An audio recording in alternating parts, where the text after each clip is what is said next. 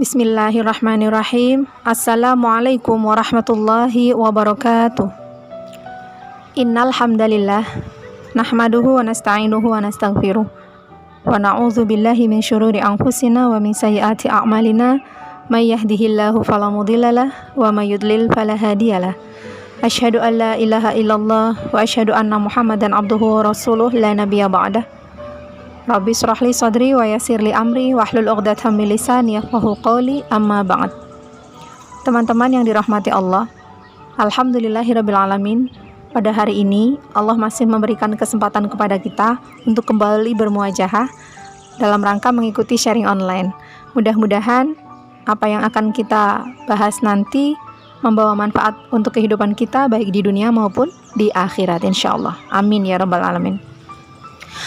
Salawat serta salam marilah senantiasa kita curahkan kepada kekasih kita yang sangat kita rindu-rindukan, kekasih yang betul-betul mencintai kita tanpa syarat, kekasih kita yang pada akhir hidupnya beliau 3 kata yang tidak pernah kita lupa dari beliau, yaitu ummati, ummati, ummati. Sebelum ajal menjemput beliau senantiasa mengingat kita, mengkhawatirkan keadaan kita pada saat ini dengan kalimat umatku, umatku, umatku. Oleh karena itu, marilah senantiasa kita sebagai umat beliau, teman-teman, jangan sampai kita itu sehari pun ya melewati bukti cinta kita kepada beliau. Cinta yang telah beliau berikan kepada kita harus kita terima, harus kita merasakan kebahagiaan karena dicintai oleh orang yang istimewa, dan kita balas cinta itu dengan cinta yang sempurna. Mudah-mudahan kelak kita bisa mendapatkan syafaat dari Rasulullah SAW dan berkumpul dengan beliau di surga Allah. Amin ya rabbal alamin. Baik teman-teman, langsung saja hari ini kita akan bahas 6 poin tentang move on. Ya, jadi hari ini pembahasan kita tentang move on dan ada 6 poin yang akan kita bahas. Yang pertama, definisi. Yang kedua, histori. Yang ketiga, dalil. Keempat, varian. Kelima, fase. Dan keenam, kunci move on. Langsung saja teman-teman kita menuju pada poin yang pertama, yaitu definisi move on. Ternyata move on itu sama artinya dengan hijrah ya dalam bahasa Arab. Move on atau hijrah itu artinya berpindah ya. Berpindah dari mana?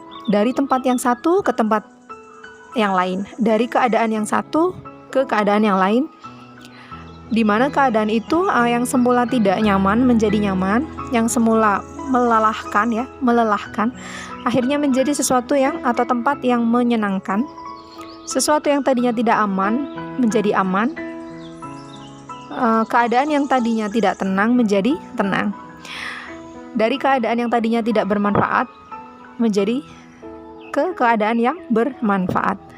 Itulah diantara definisi move on. Iya sayang. Apa lem? Ada di mejanya Bu Robi ya, silakan ambil. Baik, mohon maaf tadi ada murid yang bertanya ya. Oke. Iya sayang, ada iya itu betul. Sip. Oke, mohon maaf saya lanjutkan. Untuk yang kedua adalah history move on. Jadi move on juga ada sejarahnya teman-teman. Ya, ada 2 sejarah. Yang pertama secara fisik. Rasulullah Shallallahu Alaihi Wasallam dulu itu berhijrah fisik beliau. Dari mana? Dari Mekah ke Madinah. Di mana dulu beliau di Mekah diperlakukan sangat menyakitkan, sangat tidak mengenakan. Sehingga beliau itu mendapatkan perintah dari Allah Subhanahu Wa Taala untuk segera berhijrah ke Madinah. Di mana di sana beliau ditunggu oleh kaum Ansor, yaitu kaum yang menunggu kehadiran beliau sejak lama. Seperti itu. Itu salah satu histori move on secara fisik.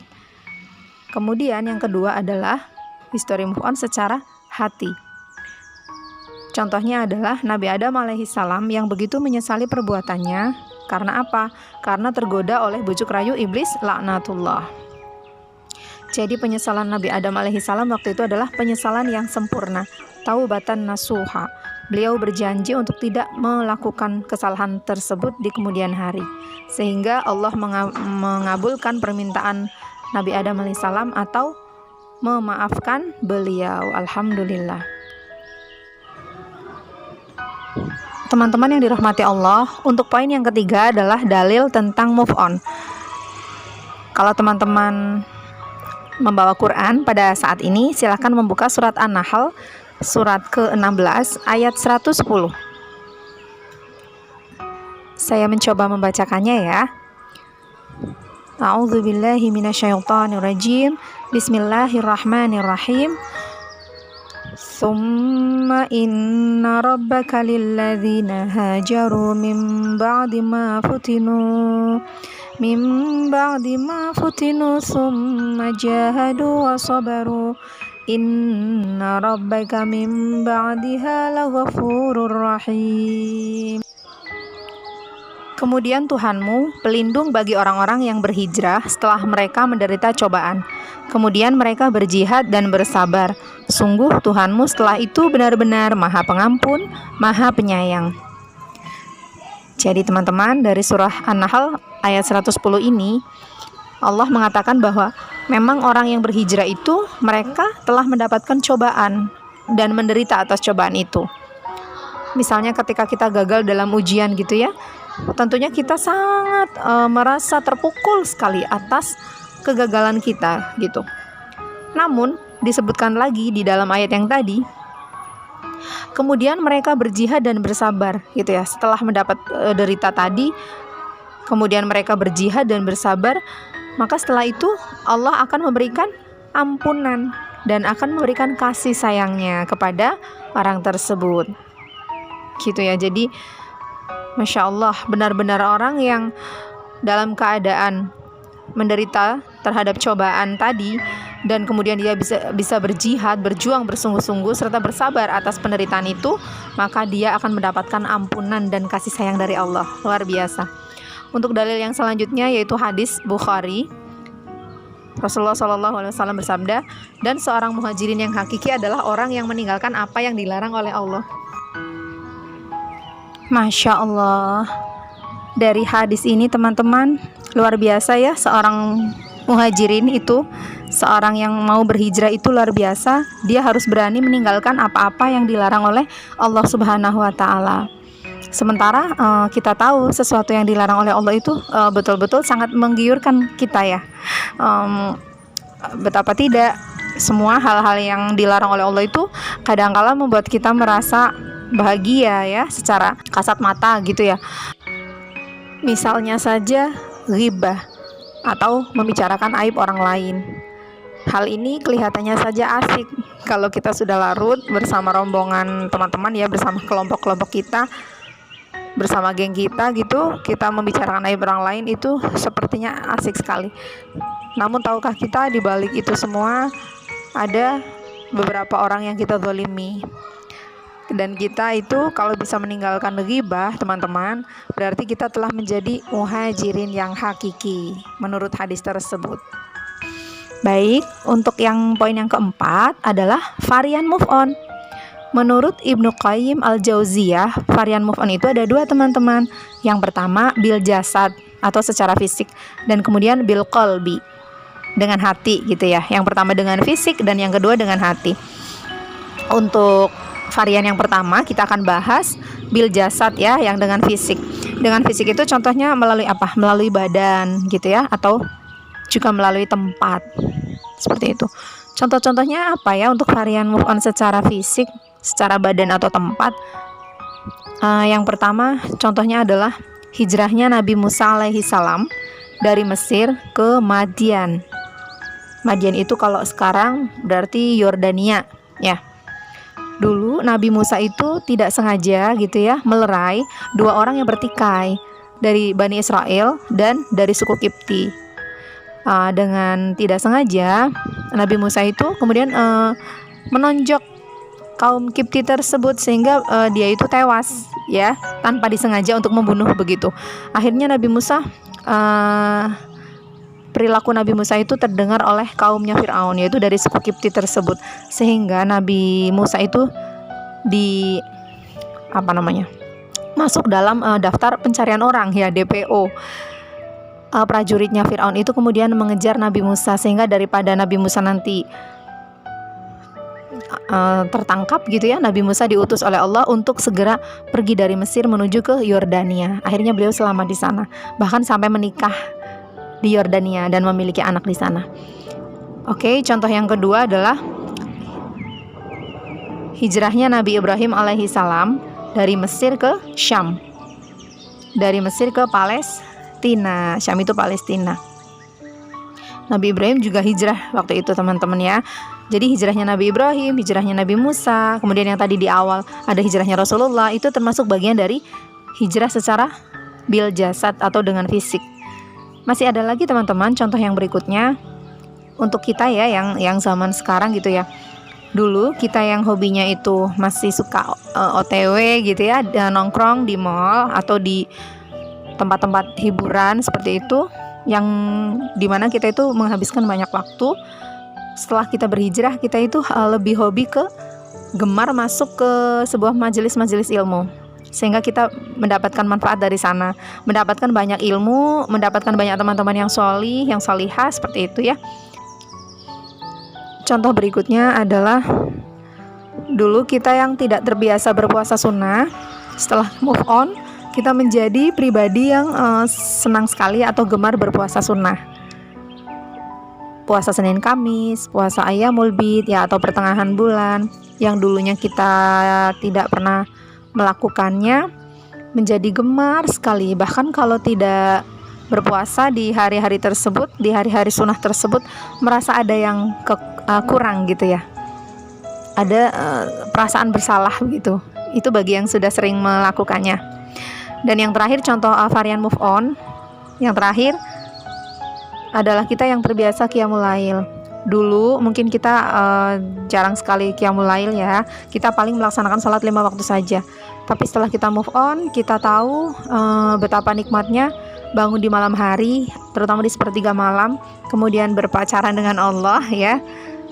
Kita melampiaskan kerinduan-kerinduan kita kepada Allah. Kita kemudian curhat kepada Allah. Curhat apa saja dari A sampai Z. Itu sebelum kita melaksanakan aktivitas di pagi hari. Dengan melalui qiyamul lail, maka kita akan menjadi terbiasa. Dan sama halnya seperti tadi puasa sunnah ya. Manakala kita lepas satu hari, ketinggalan satu hari tidak melaksanakan qiyamul lail, maka yang terjadi adalah apa? Esok harinya kita merasa ada yang kurang, ada sesuatu yang nggak nyaman gitu. Sehari itu kita nggak bertemu Allah, maka kita seperti orang yang kehilangan kekuatan. Kita merasa seperti kehilangan pelindung di hari itu. Itu hanya terlewat satu malam saja tidak berjumpa dengan Allah. Maka terbiasa seperti itu adalah bagian dari move on secara fisik. Oke, selanjutnya adalah varian move on yang kedua. Kalau yang tadi yang pertama secara fisik, yang kedua adalah secara hati, bil qalbi, dengan hati. Contoh, dulu kita yang suka marah, mudah marah gitu ya, sekarang menjadi pribadi yang mudah sekali untuk memaafkan. Meskipun ada beberapa kalimat-kalimat dari teman kita, perbuatan mereka yang mungkin sangat menyakitkan bagi kita, bagi orang lain apalagi mungkin mereka kaget gitu ya, itu kan sangat menyakitkan kamu, tapi kok kamu biasa aja gitu. Nah, itulah pribadi yang sudah terbiasa move on, yang sudah berhasil mengikuti move on itu. Ketika ada sesuatu yang sangat menyakitkan, dia sudah tidak terpengaruh, dia sudah larinya ke Allah, terserah Allah ya Allah gitu. Yang menyakitkan itu akan kembali terhempas dengan sendirinya, lupa dengan kesalahan-kesalahan orang, lupa dengan kalimat-kalimat yang menyakitkan. Dia menjadi pribadi yang mudah untuk memaafkan. Oke, contoh varian move on dengan hati yang kedua adalah, contohnya adalah Ibunda Khansa. Dulu ada seorang perempuan salihah bernama Khansa. Beliau adalah perempuan yang amat sangat kecewa atas kematian adiknya yang bernama Sahal. Sahal itu dibunuh oleh kaum muslimin waktu itu. Khansa waktu itu masih menjadi kaum musyrik ya. Khansa marah, kecewa, sedih, bahkan pelampiasan dari kesedihan itu beliau akhirnya pandai membuat syair. Beliau dikenal dengan syairah, perempuan pembuat syair, dan viral pada zamannya. Namun setelah Ibunda Khansa tercelup iman, masuk Islam gitu ya, maka beliau menjadi perempuan yang semakin sabar dan tawakal. Bahkan beliau terkenal dengan merelakan 4 putranya di medan perang. Satu persatu putranya meninggal, tapi beliau yakin bahwa putra-putranya itu menjadi syahid di medan perang. Itulah salah satu contoh varian move on secara hati yang dilakukan oleh Ibunda Khonsah. Untuk contoh yang ketiga adalah teman-teman kita yang tadinya non-muslim menjadi mu'alaf, masuk Islam ya. Dan alhamdulillah untuk zaman sekarang kita sering sekali memperhatikan banyak sekali public figure yang kemudian menjadi mu'alaf, dan ini luar biasa. Ini adalah bagian dari move on secara bil qalbi, dengan hati. Varian move on yang keempat adalah pada saat seseorang itu mengalami kegagalan dalam ujian, yang awalnya dia itu larut, yang awalnya dia itu putus asa, kemudian dia semakin menyadari bahwa sesuatu yang dikasih oleh Allah, diberi oleh Allah berupa kegagalan tersebut itu bukan akhir dari segalanya, teman-teman. Dia menyadari bahwa di belakang itu tadi, latar belakang mengapa dia gagal adalah barangkali ada beberapa hal yang kurang ya, ada yang kurang di belakang. Jadi dia berpikir jadi ke depan ini apa yang harus aku lakukan begitu. Dia sadar ada kekurangan di belakang yang kemudian dia berusaha menyempurnakannya di depan. Jadi seperti spion begitu. Dia melihat masalah yang kemarin itu, kegagalan yang kemarin itu sebagai bekal untuk perbaikan di masa yang akan datang gitu. Jadi hatinya sudah mulai bisa menerima bahwa oh, kegagalan ini adalah bukan segalanya. Ini adalah awal dari kebangkitan saya gitu. Jadi bagi orang-orang yang gagal, yang kemudian bisa move on, selamat bagi teman-teman yang seperti itu, karena berarti teman-teman sudah bisa melewati masa move on tersebut, dan ini perlu diapresiasi. Ini sangat luar biasa. Teman-teman yang dirahmati Allah, untuk poin yang kelima kita akan bahas fase move on. Fase move on itu ada 2, teman-teman, ibtila dan tamkin. Apa itu ibtila? Ibtila adalah fase bala atau ujian. Dalam Al-Quran surah Al-Ankabut surah ke-29 ayat 1-3, boleh teman-teman membuka Al-Qurannya. Saya coba bacakan ya, dan mohon koreksi apabila ada salah. A'udzubillahi minasyaitonirrajim. Bismillahirrahmanirrahim. Alif Lam Mim. Ahasiban nasu ayyutraku ayyaqulu amanna wa hum la tuftanun. Walaqad fatanna alladhina min qablihim falaya'lamanna Allahu alladhina sadaqu wa laya'lamanna al-kadhibin. Alif Lam Mim. Apakah manusia mengira bahwa mereka akan dibiarkan begitu saja hanya dengan mengatakan kami telah beriman dan mereka tidak diuji? Dan sungguh kami telah menguji orang-orang sebelum mereka, maka Allah pasti mengetahui orang-orang yang benar dan pasti mengetahui orang-orang yang dusta. Dari sini kita penasaran, bagaimana tipe ujiannya? Tipe ujiannya ada 3 ya teman-teman. Yang pertama adalah fisik, yang kedua harta, dan yang ketiga perasaan. Terkait tipe ujian ini yang tadi terdiri dari fisik, harta, dan perasaan, itu juga diterangkan Allah melalui surah Al-Baqarah ayat 155 sampai 156. Mari kita buka kembali Al-Qur'annya. Kita baca bersama-sama ya teman-teman. A'udzubillahi minasyaitonirrajim. Bismillahirrahmanirrahim.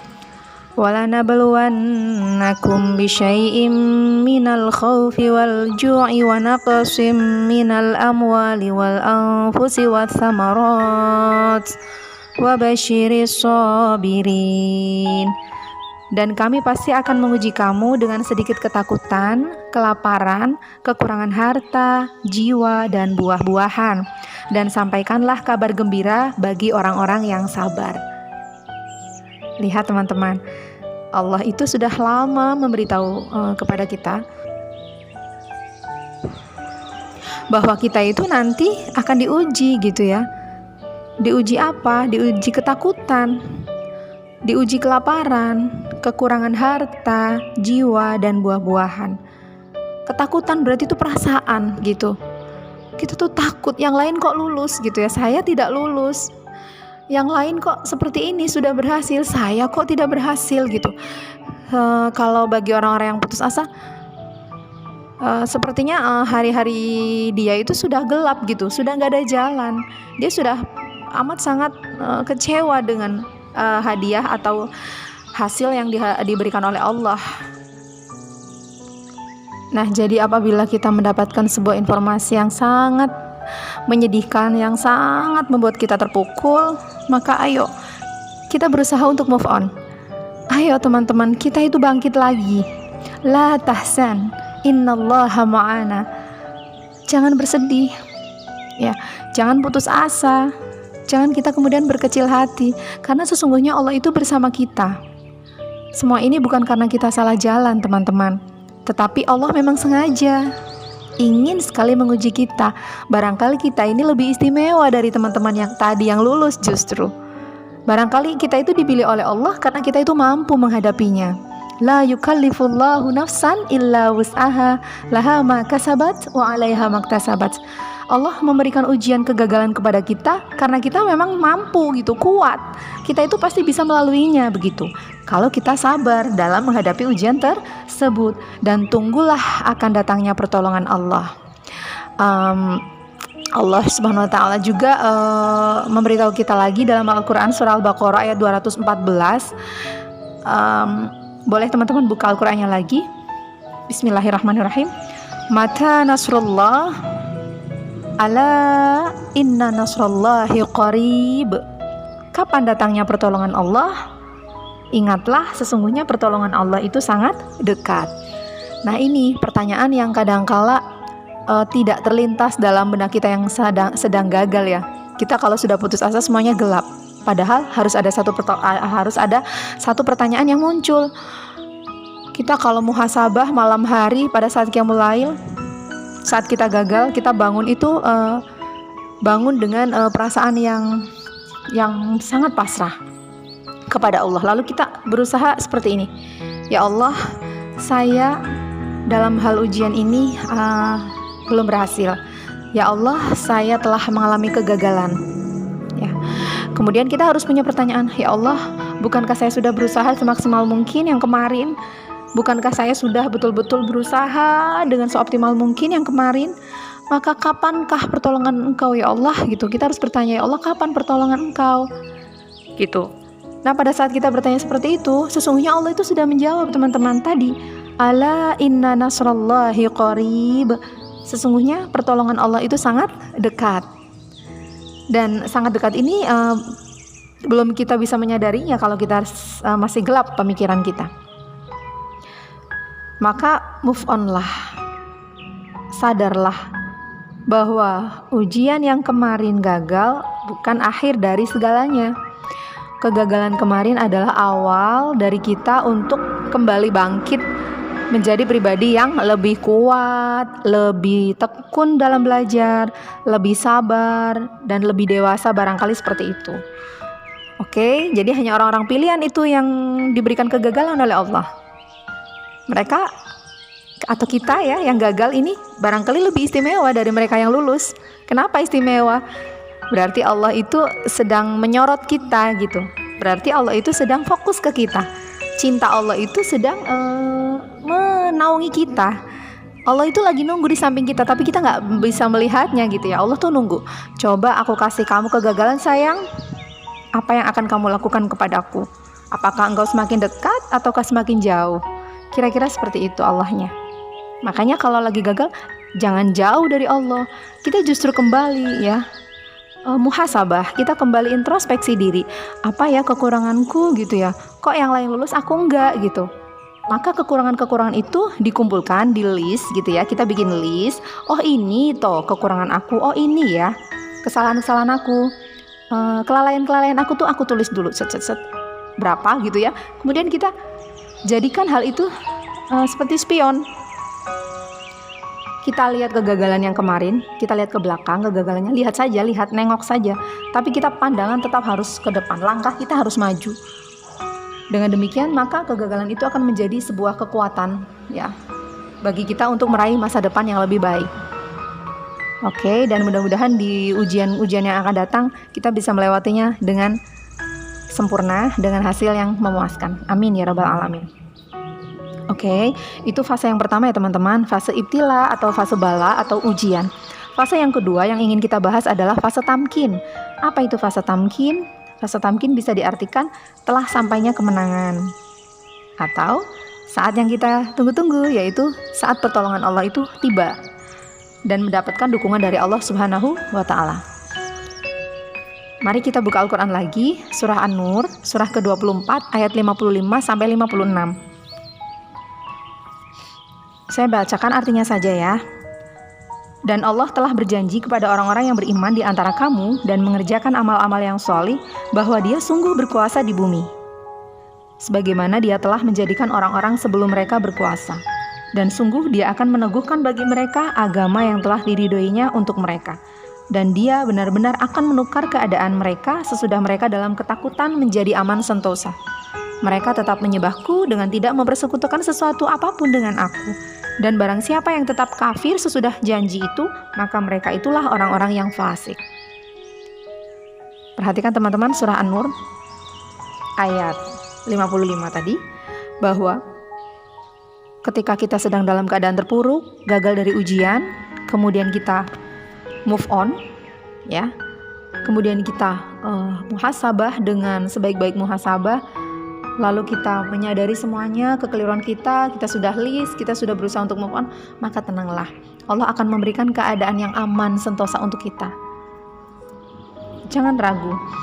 Allah akan memberikan sebuah hadiah berupa keamanan untuk kita. Dan itu nggak boleh ragu, betul-betul nggak boleh nggak yakin. Karena kalau sudah berpikiran ragu kepada Allah, Allah pun akan ragu dengan kekuatan kita. Sebaliknya, kalau kita memang yakin kepada Allah bahwa Allah mampu menolong kita, maka Allah pun akan yakin menolong kita gitu. Pertolongan Allah itu akan datang. Ya.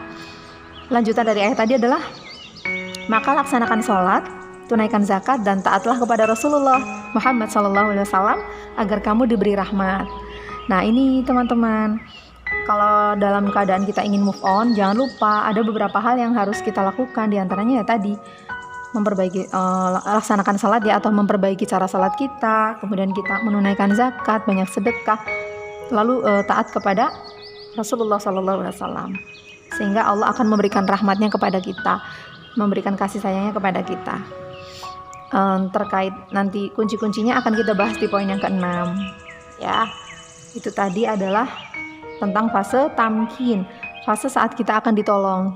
Yang kita tadinya menderita, kita akan merasakan bagaimana, oh ternyata sekarang adalah keadaannya aman, sentosa. Kita sudah menjadi pribadi yang merasa nyaman dengan keadaan yang sekarang ini. Oke, teman-teman yang dirahmati oleh Allah, kita akan bahas poin yang terakhir ya, kunci move on. Ada beberapa kunci move on yang ingin kita bahas. Bagaimana tadi supaya sebuah kegagalan, sebuah ketidakberhasilan tadi bisa kita lewati dengan baik. Yang pertama yang bisa kita lakukan adalah pergilah kepada Allah Subhanahu wa Ta'ala. Ya. Mari kita buka lagi surat As-Saffat, surat ke-37 ayat 99. Bismillahirrahmanirrahim. Wa qala inni zahibun ila rabbi sayahdin. Dan dia, Ibrahim, berkata, sesungguhnya aku harus pergi menghadap Tuhanku, Dia akan memberi petunjuk kepadaku. Masya Allah, ayat ini teman-teman mengisahkan ya, pada saat Nabi Ibrahim alaihissalam itu berada di ujung penderitaan. Waktu itu Nabi Ibrahim itu akan dibakar ya oleh Raja Namrud, karena beliau melakukan kesalahan, yaitu merusak semua Tuhannya, merusak semua berhalanya Namrud gitu ya. Maka Nabi Ibrahim pada saat akan dibakar oleh pasukannya Namrud, beliau sudah pasrah, beliau mengatakan, terserah Allah, aku semuanya memasrahkan diriku, memasrahkan kehidupanku kepadamu ya Allah, dan aku yakin kau akan memberikan petunjuk. Coba teman-teman, keyakinan Nabi Ibrahim alaihissalam waktu itu membuahkan hasil, yaitu Api itu kemudian diperintah oleh Allah untuk menjadi dingin ya, seperti yang kita tahu. Selama 40 hari 40 malam Nabi Ibrahim alaihissalam dibakar. Tapi luar biasa, Masya Allah, la haula wa la quwata illa billah, api itu tidak bisa membakar beliau.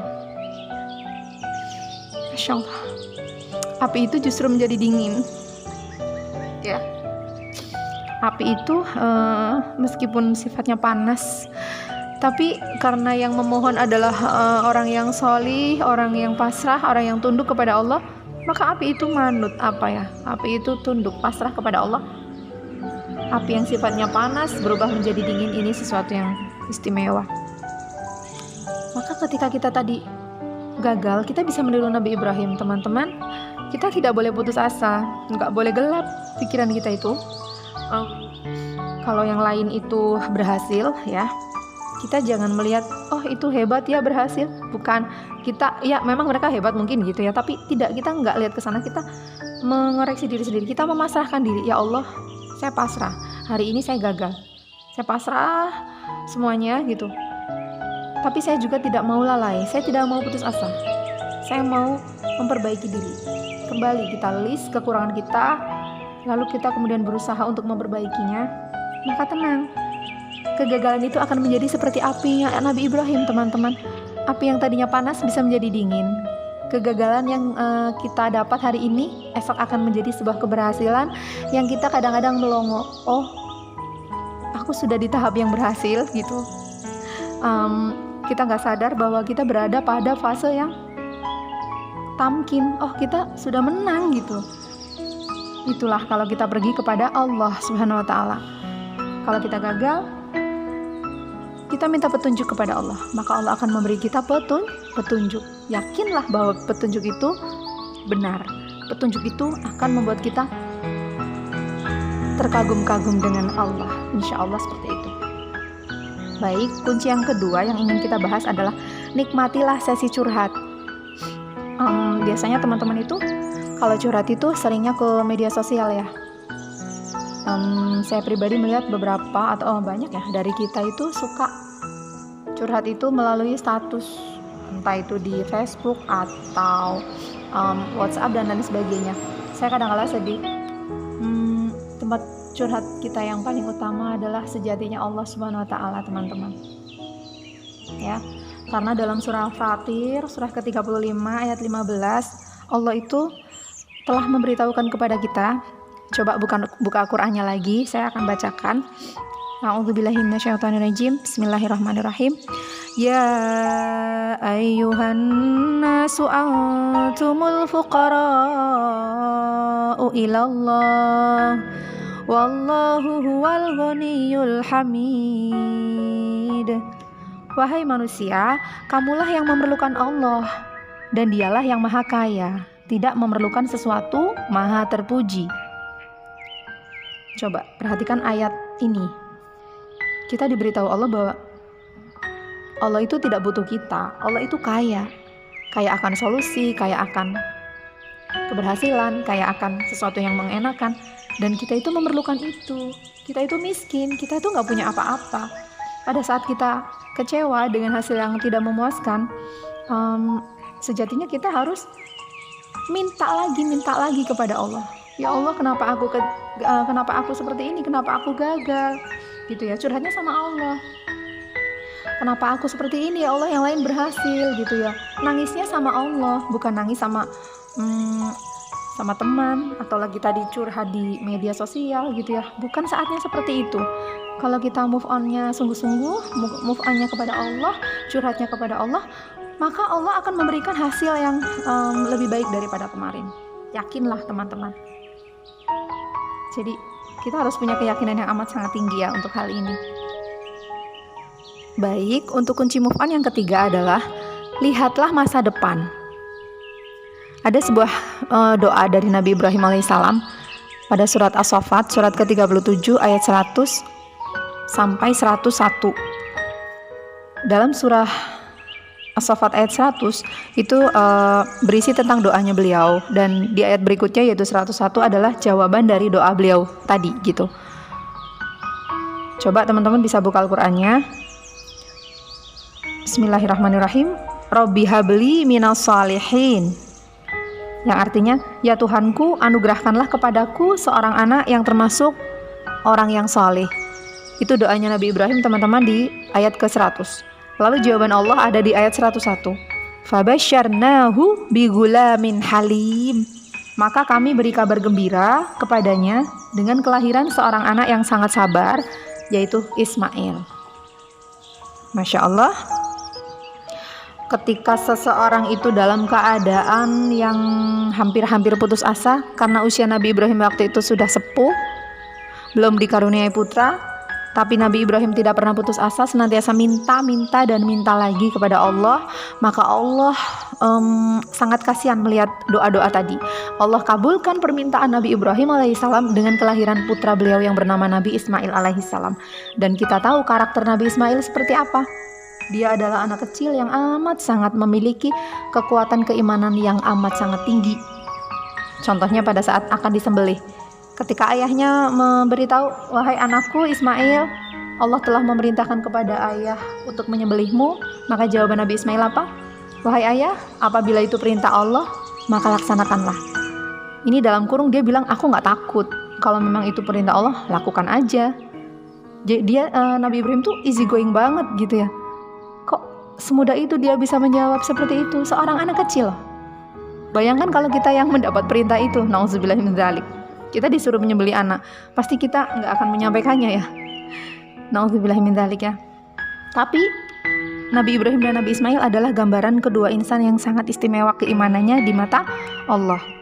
Nabi Ibrahim melihat jauh ke masa depan, walaupun tua, walaupun sudah berdoa sejak lama belum dikabul, tetap berdoa, tetap terus positive thinking, husnuzan kepada Allah. Maka Allah pun kasihan dan memberikan sebuah anak yang saleh. Luar biasa. Kemudian teman-teman, kunci move on yang keempat, ini yang sangat penting, bagaimana supaya kita nanti berhasil dari kegagalan yang kemarin adalah, marilah kita sholat yang khusyuk. Kenapa harus sholat khusyuk gitu? Karena Allah telah memberitahu dalam surah Al-Mu'minun ayat 20, surat Al-Mu'minun kan surah ke-23 ya, ayat 1-2. Sesungguhnya beruntunglah orang-orang yang beriman. Siapakah orang-orang yang beriman? Yaitu orang-orang yang khusyuk dalam sholatnya. Kalau kita sholatnya khusyuk, kita akan menjadi orang beriman yang beruntung. Makanya kalau sholat nggak boleh main-main. Kalau sholat itu harus khusyuk ya. Makanya lakukan sholat di awal waktu. Kalau di akhir waktu biasanya kita terburu-buru begitu. Oke. Kenapa harus sholat khusyuk juga? Karena di setiap gerakan itu memiliki makna. Salah satu contohnya saat iktidal. Tahu nggak teman-teman, pada saat iktidal itu Sami Allahu liman hamidah, kemudian kita baca doa iktidal, maka tahu nggak lebih dari 30 malaikat gitu ya, berlomba-lomba lari ke arsy-Nya Allah, naik ke langit gitu. Mau apa? Mereka berlomba-lomba untuk mengaminkan doa-doa yang kita panjatkan, baik yang sudah ataupun yang nanti kita panjatkan. Misalnya di sholat tersebut kita berdoa, ya Allah mudah-mudahan aku berhasil dalam ujian nanti. Itu malaikat itu sudah lari ke sana, sudah lari ke arsy-Nya Allah. Mereka berlomba lari secepat-cepat mungkin untuk lapor, wahai Allah tolong kabulkan dia, tolong kabulkan dia. Dan semua itu rebutan. Maka Allah bingung, kalian banyak banget jumlahnya, ngapain? Iya Allah, saya mau mengabulkan, saya mau minta tolong, itu kabulkan doa dia, doa orang yang tadi. Allah tahu gitu, oh orang yang tadi, oh iya dia salatnya khusus sekali. Sami Allahu liman hamidah, itu tumakninah bacaannya. Gerakannya juga tumakninah. Makanya Allahnya, oke, saya kabulkan. Karena kamu udah maju banyak banget. Gak mungkin dong aku gak ngabulin, kan gitu kata Allahnya. Oke teman-teman, itu dia kunci move on yang keempat. Dan saya kira 4 itu sudah cukup untuk kita kembali move on ya, bangkit lagi untuk mencapai masa depan yang lebih baik daripada kemarin. Baik teman-teman, sebelum kita tutup, mari kita berdoa terlebih dahulu ya. Silakan menengadahkan kedua tangan. A'udzubillahi minasyaitonirrajim. Bismillahirrahmanirrahim. Alhamdulillahirabbil alamin. Hamdan syakirin, hamdan na'imin, hamdan yu'afi ni'amahu wa yukafi mazidah. Ya Rabbana lakal hamdu kama yanbaghi li jalali wajhika wa 'azimi sultanik. Allahumma ighfir lana dhunubana wa liwalidayna warhamhuma kama rabbayana shighara. Allahumma nawwir qulubana binuri hidayatika kama nawartal arda binuri syamsik wal qamarik abadan abada. Allahumma anfa'na bima 'allamtana wa 'allimna ma yanfa'una wa zidna ilma. Allahumma arinal haqqa haqqa warzuqna tiba'ah wa arinal batila batila warzuqna ijtinabah. Rabbana hablana min azwajina wa dhurriyyatina qurrata a'yun waj'alna lil muttaqina imama. Rabbana atina fid dunya hasanah wa fil akhirati hasanah wa qina adzabannar. Subhanaka rabbika rabbil izzati amma yasifun wa salamun alal mursalin walhamdulillah. Terima kasih teman-teman atas perhatiannya. Mohon maaf apabila banyak kekurangan. Wallahul muwaffiq ila aqwamit thariq. Wassalamualaikum warahmatullahi wabarakatuh.